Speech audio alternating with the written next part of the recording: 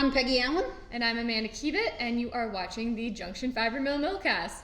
And as I say this, it is so windy outside, I just watched our front sign just get blown over. Whoops. So that's what we're dealing with, but at least it's sunny today. The sun is coming out, which is the opposite of the weekend. I always feel like we're doing the weather forecast one way or the other. But well, we got to start with small talk and right. And it was a crummy weekend. It sucked this weekend, and you know what?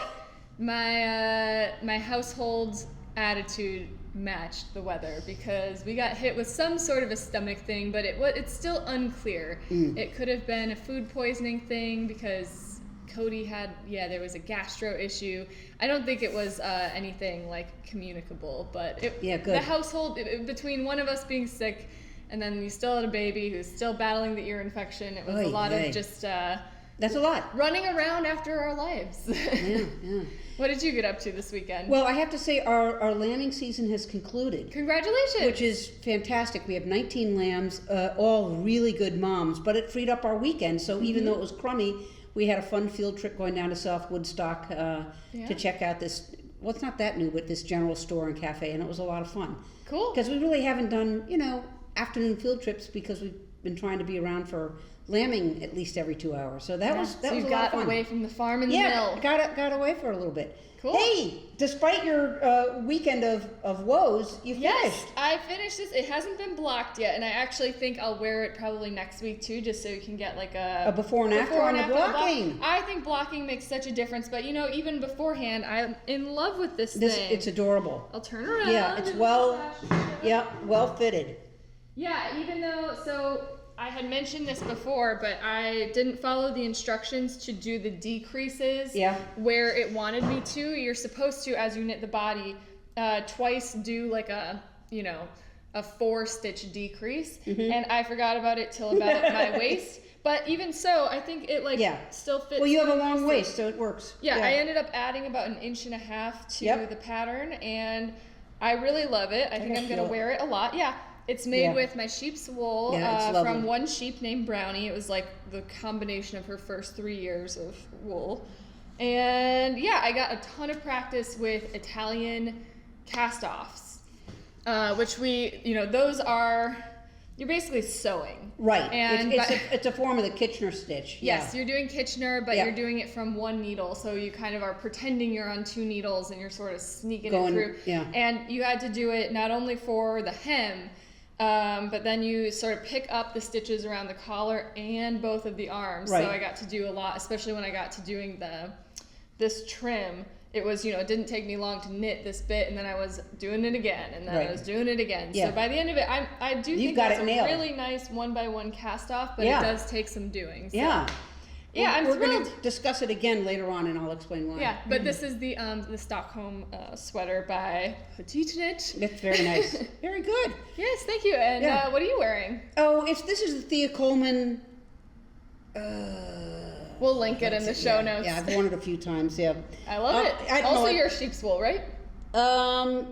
Oh no, this was one of ours. No, this is one of our practice yarns when we were first opening up the mill. Right, our 3-ply. Yeah, I love it. It's good. Nice. It's good. And we both have a turtleneck on today. Of course. Well, I always do. You occasionally. This is my 1 or 2 turtlenecks. Although now that I have a vest, I feel like a turtleneck. Yeah, that's right. It's a turtleneck or a collar. Yeah. We've had an interesting week last weekend. I don't know if it's somewhat tied to Mars in retrograde, but we had some things go wrong. But we maintained our sense of humor, and more importantly, we figured out solutions. We always do, folks. Yeah, we do. But before let's go ahead and say, so the spinner, which is part of it is behind us, has a vacuum that's right behind, for each dowel, for each spindle, there's a little vacuum that sucks in the fiber while you wait to get it hooked on. And it's really important that it works. Right, so the roving's like coming down through the rollers and the machine is going. Right. Because you can't, the way that our spinner works, and my understanding is our new spinner is going to be different, which will be great, but the new spinner, you turn the whole thing on, when you're doing the single ply, and then you start to feed in the And rovings it's one by sort of one, feeds and itself. so you feed the roving in, and like if you didn't have the vacuum, the roving would just go down through those rollers and just go onto the floor And be a problem. It would get wound up into its neighbor, so the vacuum is critical. It is critical, and the motor died. Motor died, and a little bit of scramble because it's a pretty old vacuum, and Yeah, it's a dust collector we found. yes, it is a dust collector, and we found a guy. Peg found a guy. And I actually, we got the motor off of this piece of equipment and then took it over to the guy, and it's taken a couple days, but I stopped there this morning and said, "Can it be fixed?" And he said, "Yeah, I have to order a part, but yes, I'm pretty certain it can be fixed," which is huge. But in the meantime, we were like, okay, we still need the spinner to spin, and so we jerry-rigged a solution. You're seeing a picture of it Totally. now.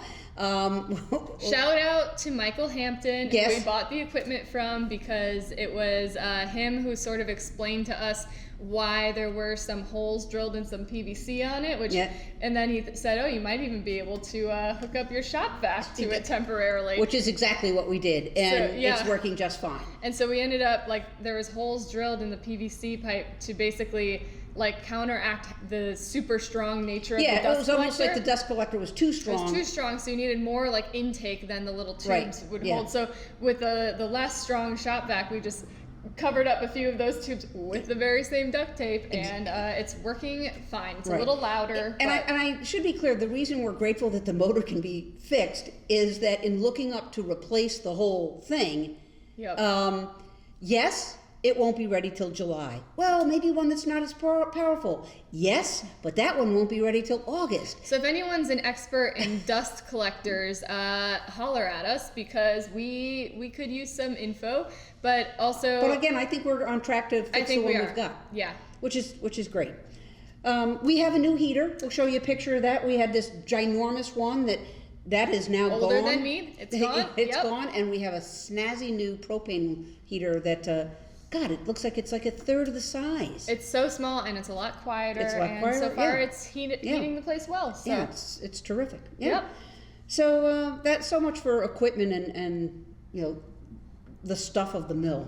Yeah, but we did have some visitors this week Yeah, we come did. by with their sweaters, so people are listening to us when we say we want to see what you make. Yeah. So first of all, we had Molly Drummond come Yeah. by, friend of the mill. She donated a lot of her furniture when she was moving, when we were Right. first getting up and running, and Yeah, a bunch and- of books. Yeah, an unbelievable library of all things, knitting and spinning and weaving, but Yep. really some really great books. But she stopped by and said, "Ta-da!" Yeah, ta-da. And she was wearing what was clearly our yarn, because Right. you could see the variegation. Yeah, but pinky it was swear. Pinky swear, and it was in a recognizable petite knit. Yeah, geez, yeah, I think that's it was right. a Monday sweater. And what I liked is on the main body, she did every other row with the skeins to really mix up so that it yeah, so wouldn't she be. was knitting from one skein and then, And then from the other skein. And that just really toned down any striping. You can see Yeah. on her sleeves, those were a single skein that she did. Yeah, and that's a tactic we've heard people mention Yeah, before, Ann but I Corey. don't know if I've Ann seen Corey it. does it. Our friend Ann Corey does it all the time. Right, and so it also, not only that, but you could start it like a few rows into one skein, so that you then, with the transition, like when you Mm-hmm. run out of skein one and you need to put in skein two, well, you still got your other skein going, so Yep. the gradient isn't quite as like Yep. sharp if you don't have a great match. Yep. So she stopped by, and then we also had this woman, Michelle, stop by Yeah. with her two cute kids and her partner. Yeah. And she was wearing her dusk pullover by Paula Lerne, I think is what the Lemmy. I'll link the Ravelry, but she had it knit with our Farm Fresh, I think, and Yeah. then with a skein of our I think the deep end. the deep end making Yeah. tracks, and it's so cool because it's sort of striped and Yeah. just the gradient. So anyway, she stopped by to get more yarn because she wants to knit one for everyone in her family.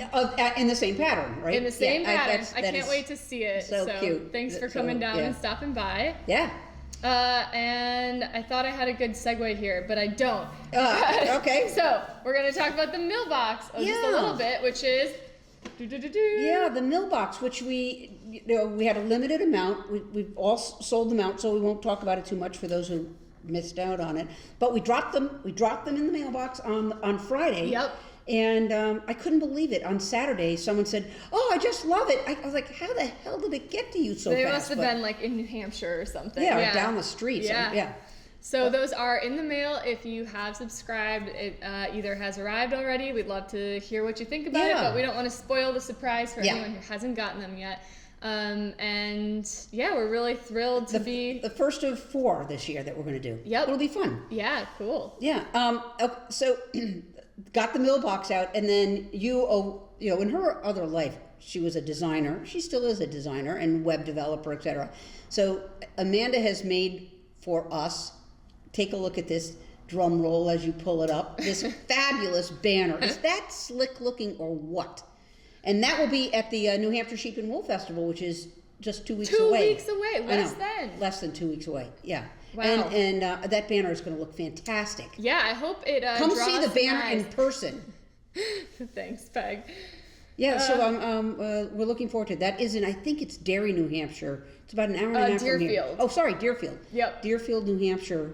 And last year it was really hot. I'm hoping it won't be quite as warm. Yep. But a great crowd last year. Hopefully we'll have the same really great crowd.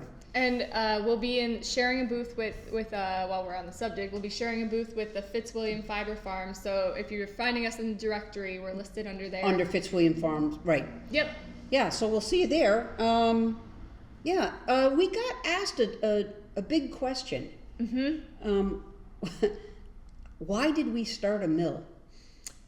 Which is kind of interesting. I know a lot of you have seen how the true story of how Amanda and Peggy got to know each other. But the person looked at that and said, "Yeah, but I still don't understand why you guys started a mill, of all That's a things, good question. Of all the gin joints." So it started with the 2019 the Vermont Sheep and Wool Festival, right? And it had been dark because of COVID, so there was a lot of catching up. Oh, what? Wait, 19? There's before. Oh, I take that back. It was before. Yes. So why? I tried to. So you were there. I wasn't there. Well, I was there as just an attendee. Oh, okay. That's it. And you were there next to Michael Hampton. Yeah, he was kind of on the other side of us, with a right? Hampton fiber mill, and Michael had processed our wool for many, many years, and didn't seem to be doing as much custom processing.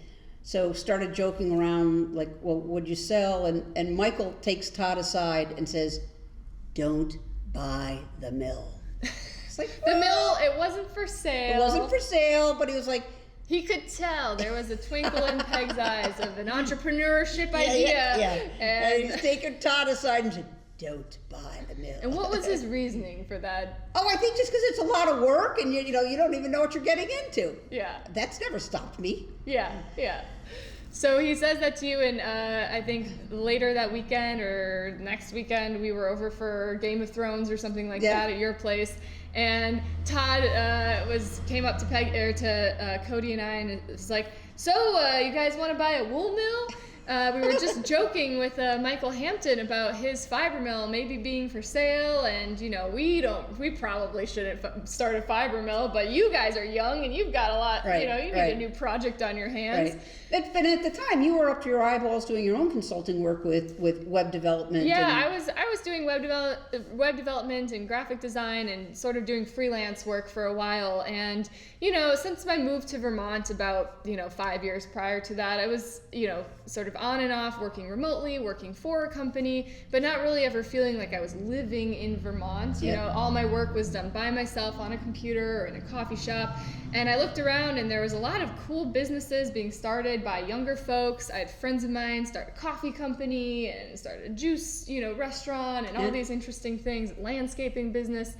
And so I talked with my partner Cody a bunch of times about what would my business be, and I was before that thinking about starting a backpack sewing company and all these things.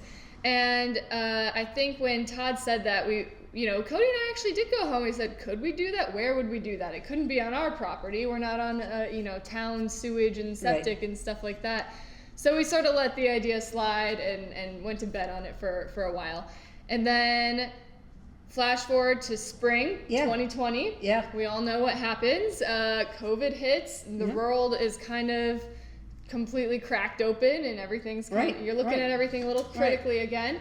And so the idea sort of over dinner with Cody and I came up again and surfaced as, why not a fiber mill?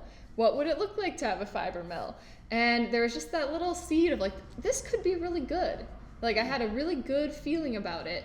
So I went to Peggy the next day after that dinner. At the farmer's market. At the farmer's market. I will never forget you. Yeah. And I said, hey, remember that mill, Michael Hampton or whatever? And she said, you know what, let me put you in touch. So you sent an email, and the two of us, went up to visit him because Peggy was my in, so you came along for that. We looked at the mill, and I forget when exactly it was that you hopped on board to this plan. Yeah, we were on a field trip one time, and we were just sort of talking about it a little bit. And I'm a big believer when you're starting a business to have it's just a lot easier if you have a partner. Mm-hmm. Because if you expect your spouse or your life partner to sort of be your sounding board, it can be kind of a drag because they are then telling you what to do, and that's not really what you were bringing it up for. So to have a business partner when you're starting something, because I've started a couple of different businesses, and it's made a huge difference to have someone to, talk through problems, and also someone to, experience the joys. And it's just nice to, have a partner, and that's what we started talking about. And then so when we went up there, I was like, yeah, well, why not? I thought it was a good idea. I also knew there was a need. Yes. We just, we had always had about 230 pounds of fleece, and we were really struggling for where to get it processed because Michael had stopped doing custom processing. And so I knew if we brought Michael's mill back online, I just knew there was going to be, we would not have to market very hard to get business coming through the door. Yep. Yeah, and I had sort of done a little market research by calling up the other local mills in Vermont. Went on a few field trips, I had my own fleece to process, so it was sort of asking them how long would it take to get this processed, and I got anywhere from 6 months to 2 years before they'd be able to touch my fleece. So I totally agreed with Peggy that there was a big need for it. Right. And of course, what I never stopped to think was, but if you buy a mill, you're going to become a mill worker. You're going to become a factory worker. Oh my God. But so that's kind of how it came about. And Michael was terrific. I think he was thrilled that the mill would stay in Vermont, and he was really clear. He said, I'll make sure you know how to run all the equipment, but more importantly, we'll make certain, Michael, will make certain that you know how to take care of it, which we have discovered is, critical. Definitely critical. So then the timeline, just, at a high, quick rundown. So it was June that I had the spark of the idea. Right. I think we signed on the line with Michael a little contract to buy the equipment sometime in July or August. Meanwhile, Peggy was really spearheading the finding us a location.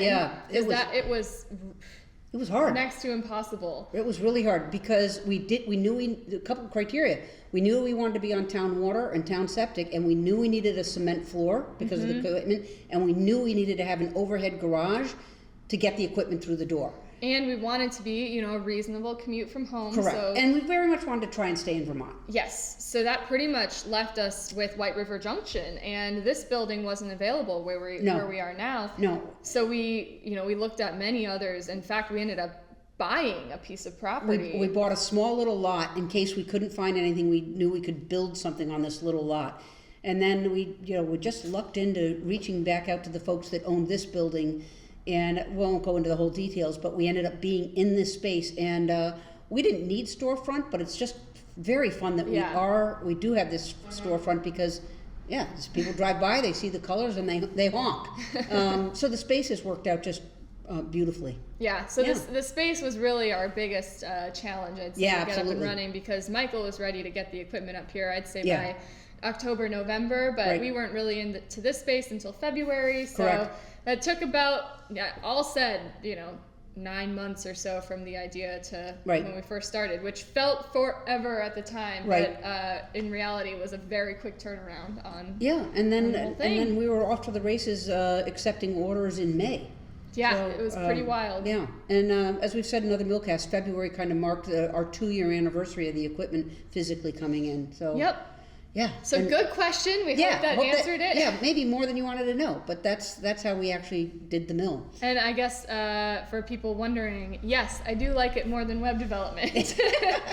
To sum up, and how do you like it now that we've been in business for 2 years? I think we've accomplished is freaking amazing. Yeah. I think we've worked with about 140 different farms. Some of them are small, 3 or 4 sheep, and others are substantial fiber farms. Or it's been like working even with groups who just find a fleece, like hand spinners and stuff that want. Yeah.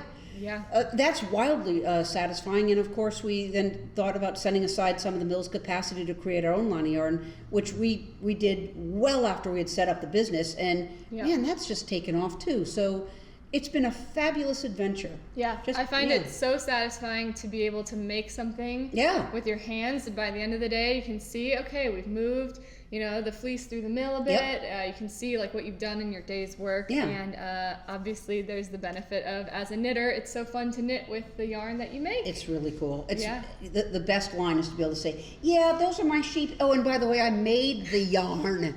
It's a very unique thing. But for those of you who can't just go out and start a mill, I highly recommend looking into hand spinning too, because you got a very similar if you're at all interested in in like going to the origins and buying a fleece, scouring it, carding it, and spinning it yourself, it's was very it Michael cool. who was saying that to us, like encouraging people?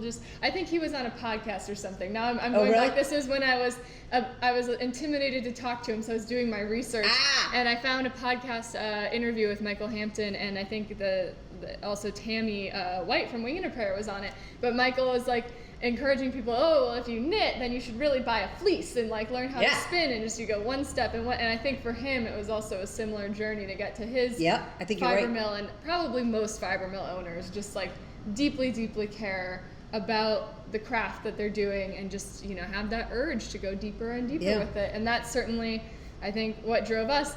But I think it's I want to bring up something that Todd said. So you bought the fiber mill. I think his next sentence was What you mean about vertical integration, because we have a sheep farm, now we have the mill. He was like, I'm drawing the line. We are not starting a slaughterhouse.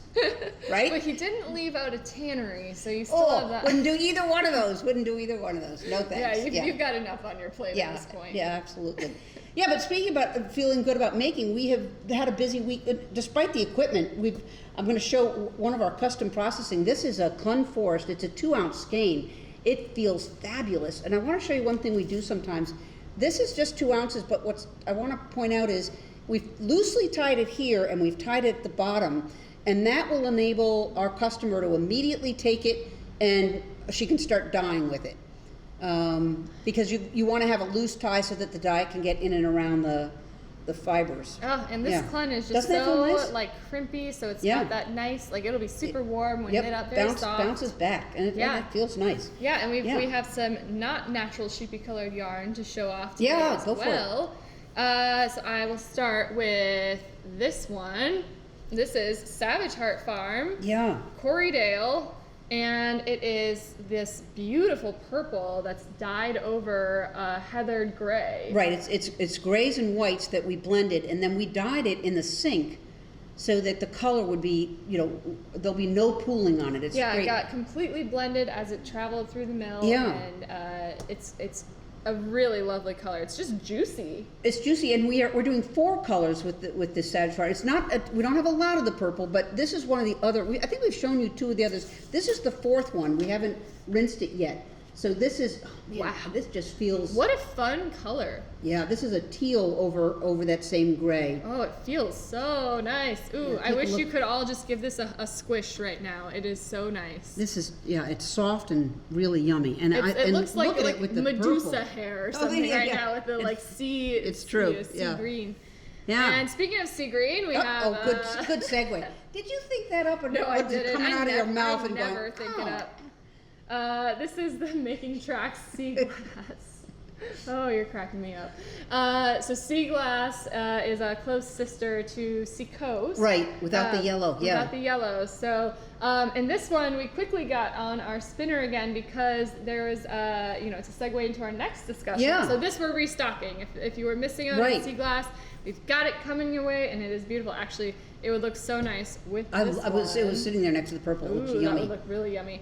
But local designer Ona Walden, we've talked about her pattern designs before. She's done the stocking that I knit around Christmas time. Right. She does a lot with the short rows, and she has a new pattern out that I just wanted That to has show that- you. that- Featured, in sea glass. Yeah. So we'll throw a photo up there, but yeah, she's doing a lot of stuff that is really lovely with the making tracks, and that Yeah. one specifically calls for making tracks. So if you want to knit that one, we've got more sea glass in stock for There you you go. there.